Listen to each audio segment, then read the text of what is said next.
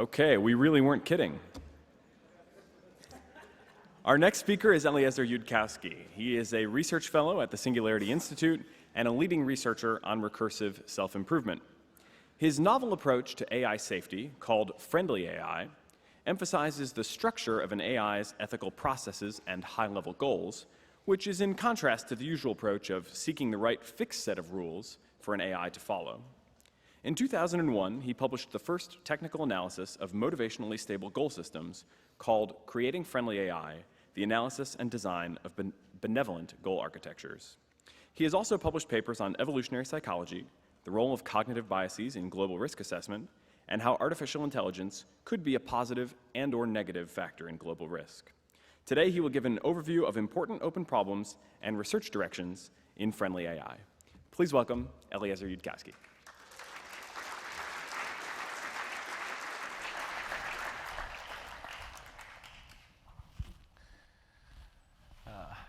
Falling slightly off the left edge of the screen over there, but hopefully someone can fix that. All right, so for the benefit of you who have no idea what this talk is about, very, very briefly, it's about how to build stable, self-improving artificial intelligences. There was a recent conference in artificial general intelligence, real AI, AIs that really think, in Google and Mountain View. And there was a poster there on Gödel machines, which are self-modifying AIs that prove each self-modification consistent before making it. It's the sort of closest approach to the one we advocate. And they had 11 steps for what you need to do to make one of these. And step 7 was prove that making the self-modification has higher expected utility than leaving the code constant. And I went up to the person by this poster and I said, you know, I think step 7 is harder than all of your other steps. And in first open problem, I'm going to try to explain why. So this is not the problem of making a full artificial general intelligence, but it's a little toy problem.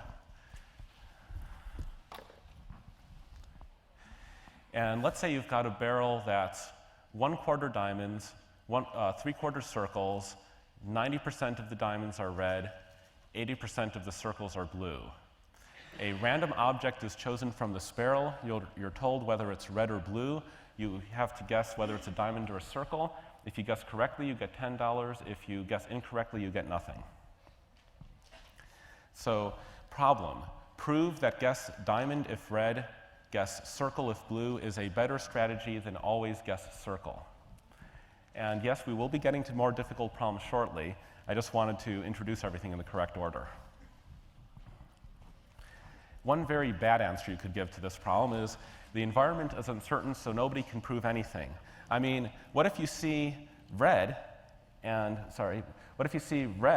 it's actually a circle instead of a diamond? Oh no, you should have just guessed circle to begin with.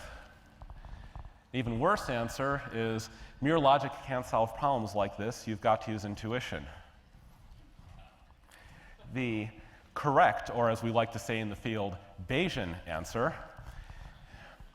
is that in this barrel here, we see that there are 25 blue objects, one of which is a diamond, 24 of which are circles, and in this barrel also there are 15 red objects, 6 of which are circles, 9 of which are diamonds. From this it follows that if you see blue, you should guess it's a circle, and if you see red, you should guess it's a diamond. And I will skip this because I don't really have time for everything I want to show today. Now, let's talk about a more difficult challenge. Build an AI that, given the previous problem specification, would write a computer program to solve it. Now, in principle, we have a pretty good idea of how to do this. By in principle, I mean it's easy so long as you give us an infinitely large computer. Since we know what constitutes a proof that a program solves this problem, we can just search the space of all possible programs along with the space of all possible proofs that the program works, and then just select a program that works as soon as we find a proof that it works. And once you write that problem, of course, the hard part is done, and then there's just the easy problem of speeding up that algorithm. The point is, we know what sort of work it takes to do this in principle.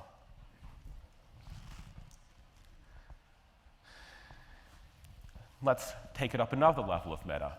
Build an AI that's shown the general format of this problem invents a Bayesian updater to maximize the expected payoff in general for problems like this, including more complicated ones.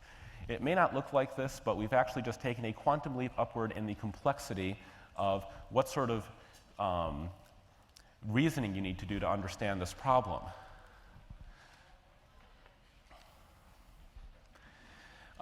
The standard quotation for this standard citation for this problem is I.J. Gödel on the principle of total evidence, and this is the standard citation for the proof that you ought to do Bayesian updating rather than refusing to look at your information, because the expected value of information in a rational agent is never negative.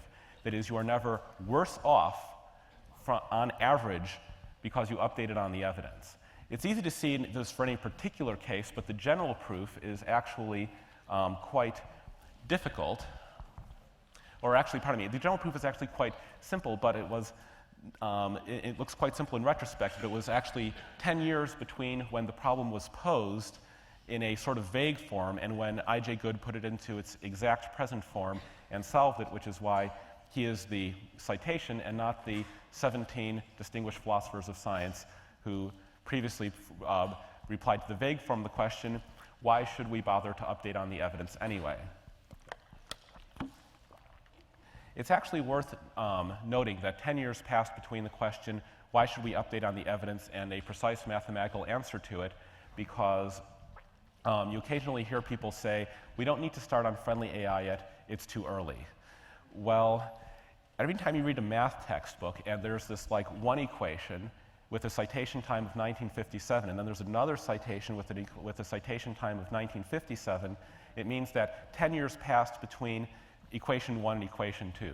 Basic math research takes time, especially if you go about it in a sort of loosely organized way. This problem is not actually that difficult to solve, despite the rather intimidating looking solution over here. The thing was that it wasn't posed in the correct form, and nobody was specifically trying to do it, which is why it took 10 years. I'm actually going to simplify that for you and sketch the proof, again, very quickly. The problem is as follows. We have an unconditional strategy of always guess circle with an expected payoff of $7.75 per guess. We have a conditional strategy of guessing circle if blue, which pays $9.64 times each time you do it, and red and diamond if red, which pays $6.40 each time you do it. Why should it be the case that in general you improve your expected payoff each time you update using Bayes' theorem? The key thing is to notice that the unconditional strategy is a mixture of the conditional strategies weighted by the probability of seeing that particular evidence. In other words, if you keep your eyes closed, your expected payoff is the weighted sum of playing the same strategy if you'd kept your eyes open.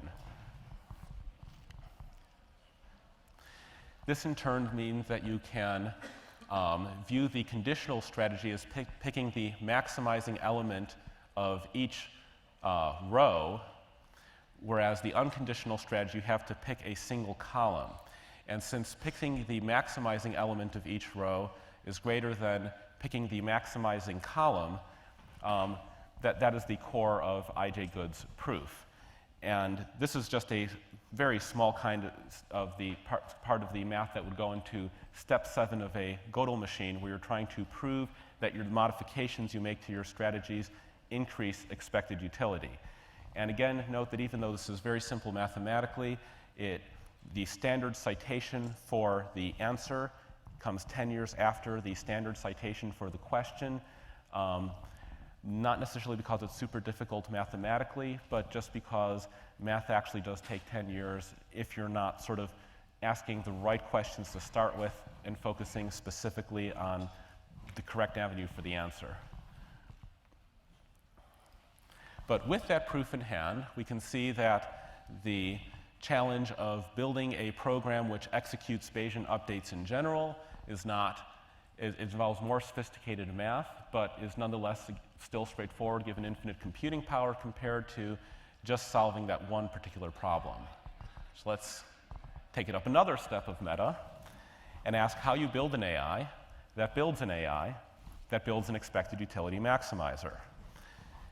Again, contrary to what you're expecting, this is not all that much more complicated if you're familiar with modern mathematical logic, because even though the previous problem was solved in 1967, we're looking here at a problem that was solved in the 1930s by Gödel. Namely, we need proofs about proofs. So to keep track of the levels of meta here, the object level calculator just needs to execute one Bayesian update. At one meta level up, we need to build that calculator, which means we need to do proofs about expected utility in general. To build the AI that makes that AI, and yes, that is GladOS, we need to prove things about the AI proving things about expected utility. So one simple way of doing this would be to add to the base system that the first AI uses to search for its proofs an axiom which states that any proof that if a statement is, let's call the system P that the first AI uses. And we then have an axiom in P plus 1 which says if something is proven in P, then it's true. In particular, if you can prove in P that something maximizes expected utility, then that thing maximizes expected utility. Now, of course, we want the meta-meta AI that designs that first AI, but that's, pretty easy again. We just have system P plus 2, which has an axiom stating that if there exists a proof that's in P plus 1 that something maximizes expected utility, then it maximizes expected utility. So the recursion looks something like this. P proves blah, blah, blah, the base AI's proof system, the sort of proof system that we would use to follow I.J. Good's proof. It would have the sort of axiom you need in order to prove that doing a Bayesian update maximizes expected utility. P plus 1, which builds that AI, has to prove that if something is provable, this little box symbol means provable, in P, then it implies that that thing is true. Or rather, if there exists a proof, and the proof shows that P implies S, that implies S. Then if we want the meta AI that builds that AI, you just need the language P plus 2 that trusts the proof system P plus 1, which states that if something is that if there exists a proof that P plus 1 proves S, that implies S.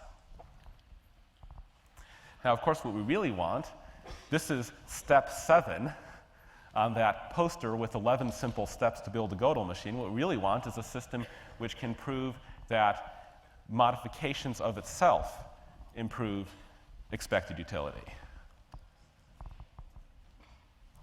which you might think would be as simple as having a language containing an axiom which says if a proof exists in this language of S, then S. I mean, it doesn't even seem like it ought to be adding anything to the power of the language, right? The language already trusts itself in some sense, so why not add this axiom? The reason you cannot do this is called Loeb's theorem. Think of Gödel's theorem as the mathematical formalization of this sentence is false. Namely, this sentence is not provable. Loeb's theorem is based on the Santa Claus paradox. If this sentence is true, then Santa Claus exists. Now consider, my friends. Suppose that sentence actually was true. Well, if the sentence is true, then it's true that if the sentence is true, then Santa Claus exists. So if the sentence is true, then Santa Claus exists, which is just what this sentence says. So it is true, then Santa Claus does exist. It also works for God.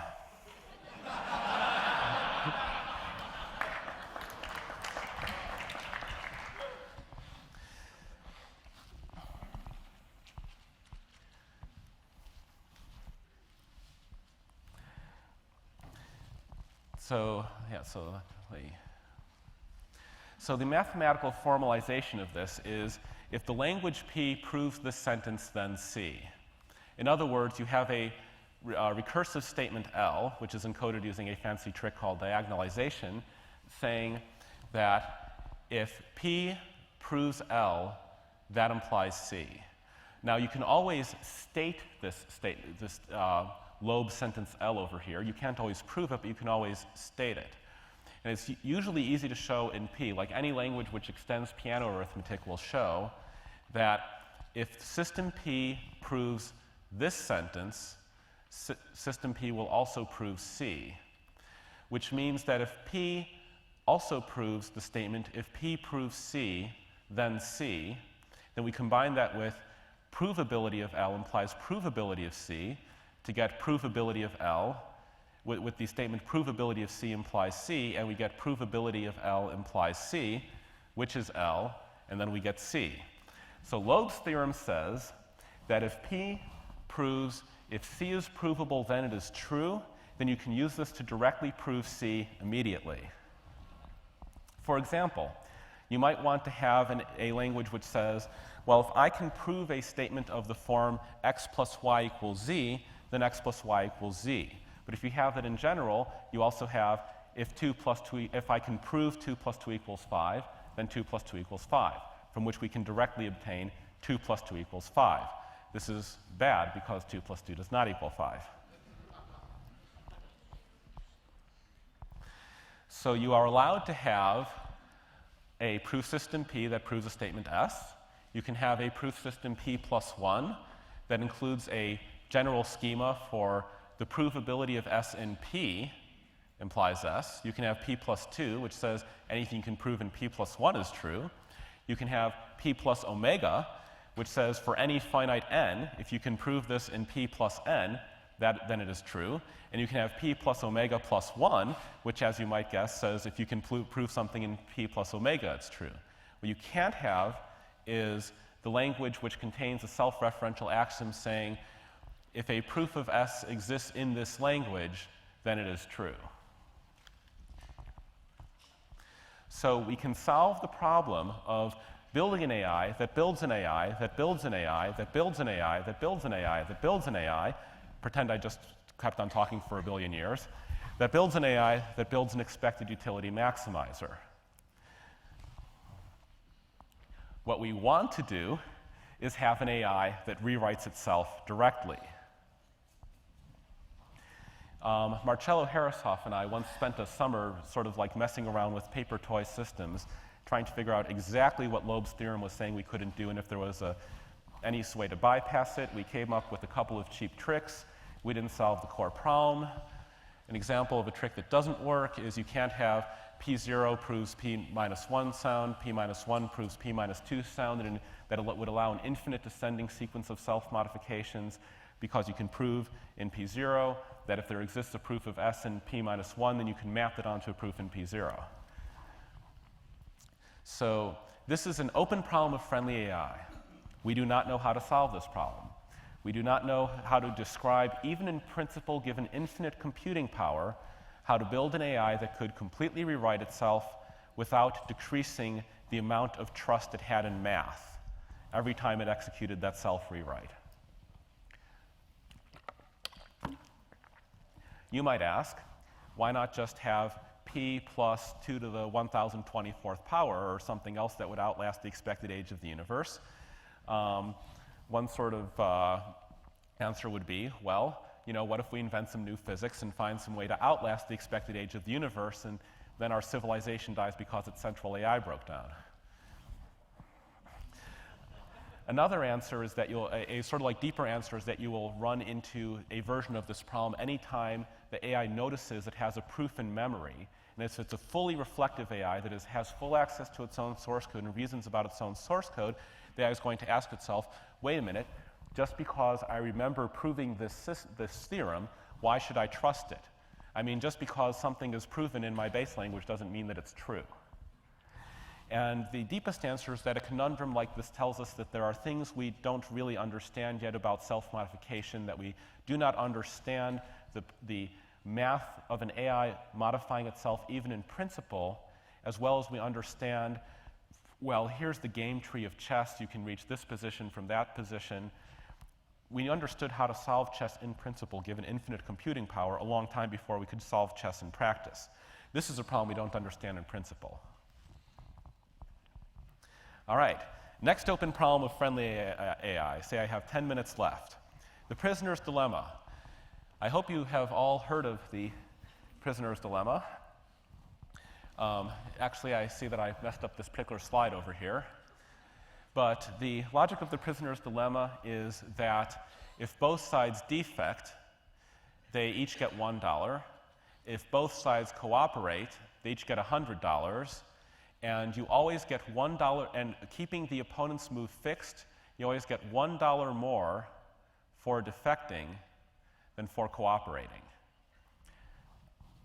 In the one-shot prisoners, now you might think that the obvious move here is just for both players to cooperate. I hope. If there are any of you who think it would be a good idea to defect in the prisoner's dilemma, remind me not to eat any food you might have poisoned. But according to conventional game theory, in the one-shot version of the prisoner's dilemma, where both players have to choose not knowing what the other player picked, player 1 reasons. Suppose player 2 cooperates. They're each picking their moves not knowing what the other player picked. They have no way of enforcing contracts. Well, if player 2 cooperates, I get $1 more if I defect than if I cooperate.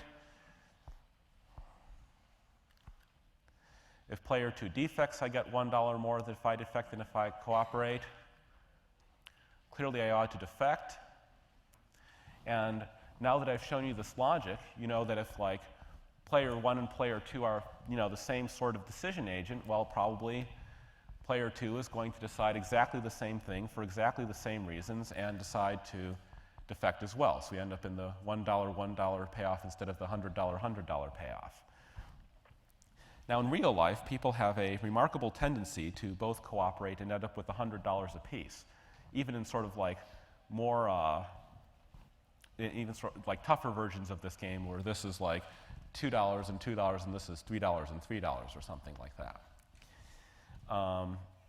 But just to see that classical game theory is not being completely stupid here, imagine your player 2 and player 1 is a coin being flipped, or player 1 is a piece of paper that has defect written on it, and then you would see that you would indeed want to defect.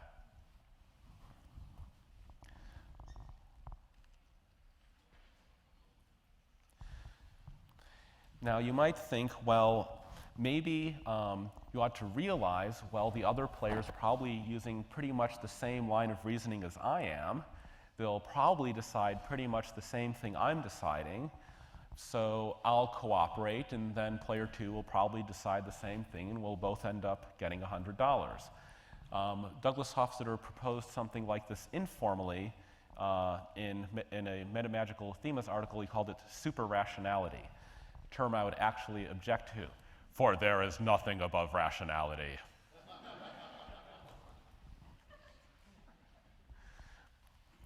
If you wanted to formalize this argument, you would pull up the expected utility formula and say, well, I'm supposed to choose an action such that when I assume this action is taken, my probability of getting nice consequences goes up. Or in other words, you're maximizing over the utility of each outcome times the probability of that outcome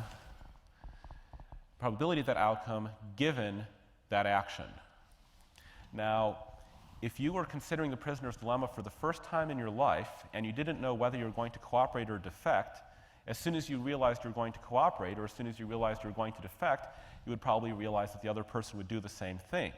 So wouldn't the expected utility formula say that since you expected more cooperation, assuming you yourself cooperated, you should therefore cooperate? Classical decision theory says no.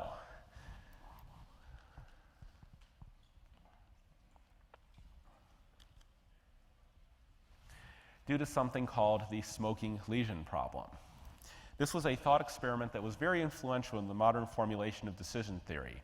It's based on an embarrassing historical episode in which somebody named Fisher, one of the great enemies of the Bayesians, that's how you know he's a bad guy, testified in front of Congress that the massive observed correlations between lung cancer and smoking didn't prove that smoking caused lung cancer, since, after all, it could be that there was a gene that caused people to like the taste of tobacco, and also made them more likely to get lung cancer. And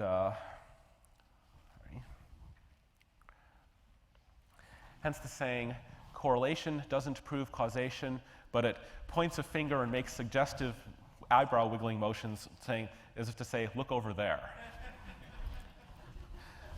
And this is also and also proves that everyone who is an enemy of the Bayesians is evil.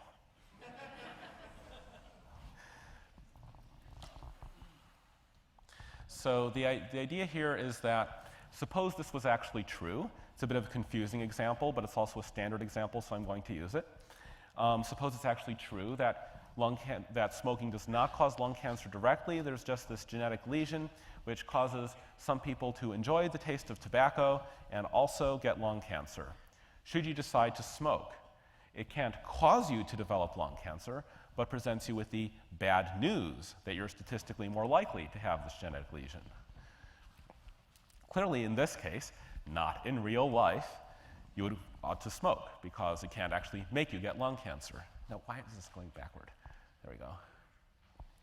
And the rule here is that when you calculate the effect of an action in the expected utility formula, you update the causal descendants rather than the ancestors in your Bayesian network. If you observe someone smoking, you update your probability that they have the genetic lesion, and then you update the probability that they'll get lung cancer. So if you observe someone else, then you update the straight way.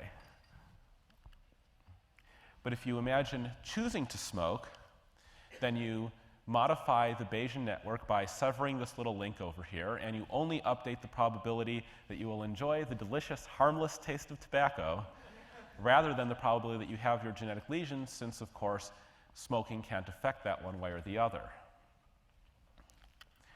Or, to consider a somewhat simpler example, suppose people who have higher incomes tend to buy larger houses, which in turn gives them more costly mortgage payments. If I see someone buy a large house, ceteris paribus, I should believe it's statistically more likely that they have a higher income. On the other hand, you cannot actually make yourself have a higher income by buying a larger house, contrary to what many people seem to believe in 2008.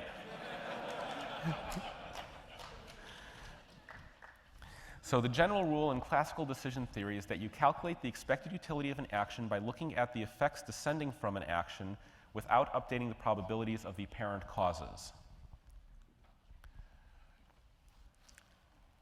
which we write using the counterfactual conditional over there. So the real formula is in probability of O, as if given that you see A, it's probability of O given that you do A.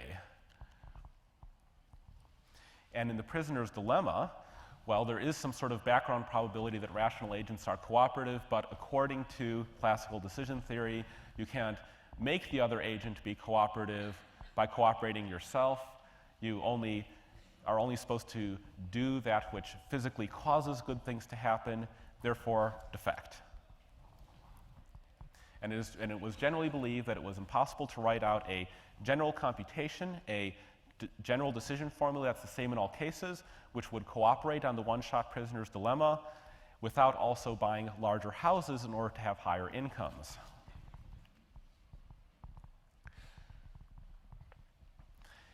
The sort of odd thing here is that this says that you should defect on the prisoner's dilemma even against your own copy. Now, in other words, like let's say you're both AIs, because at the Singularity Institute we think in terms of AIs. Classical decision theory says you should defect against an AI that is an identical copy of your own source code. Seems a little odd. And what we think should happen is that if the AIs know that they're copies of each other, they should prove that they will take the isomorphic action in both cases, and then decide to end up on the cooperate diagonal rather than the defect diagonal. almost out of time over here. So there's a general principle: choose as if controlling the mathematical output of your own computation, which we tried to formalize over here. You have a sort of self-referential statement that you do the maximize A over the utility of each outcome times the probability of that outcome, assuming that this current computation outputs A.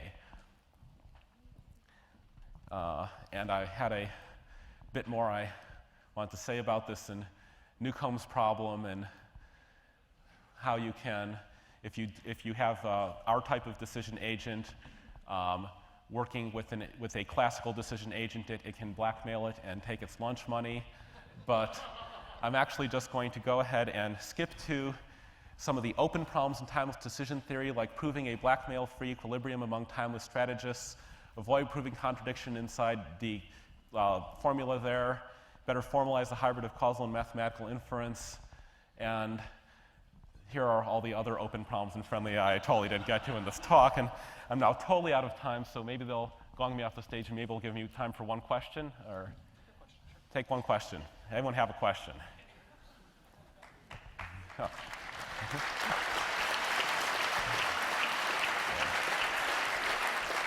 So I am by no means an expert in this field, but just hearing this talk now, I'm wondering, why is it necessary for the AI to have literally infinite certainty in the truth of mathematically proven statements? Like, if you treat an AI that's looking over its code as analogous to a human mathematician, when a human mathematician looks over a proof, they will not assign literally infinite odds that the proof is true. You might assign, for instance, 1,000 to 1 odds that the proof in the latest math paper is true, but you wouldn't assign infinite to 1 odds. So the answer is, if that turns out to be the key to solving the problem, Marcello and I did not successfully work out how it actually solves the problem over that summer.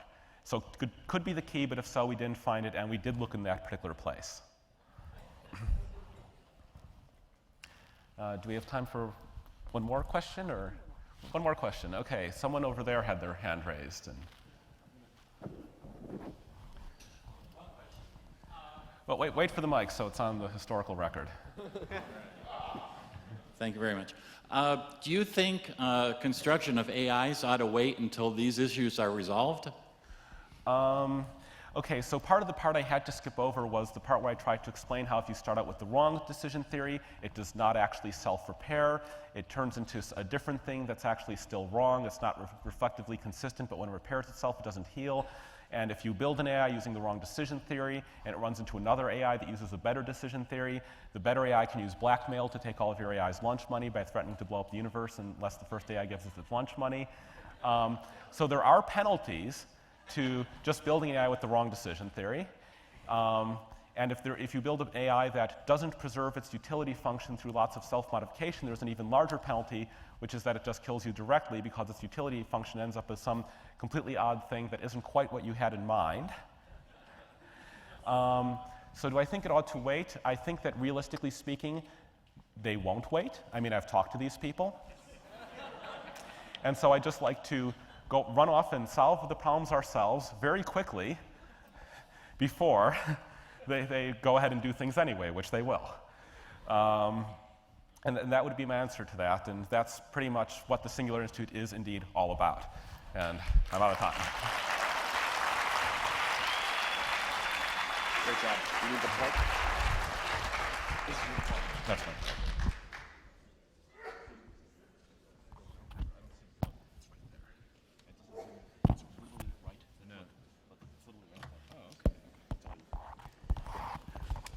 Thank you, Eliezer.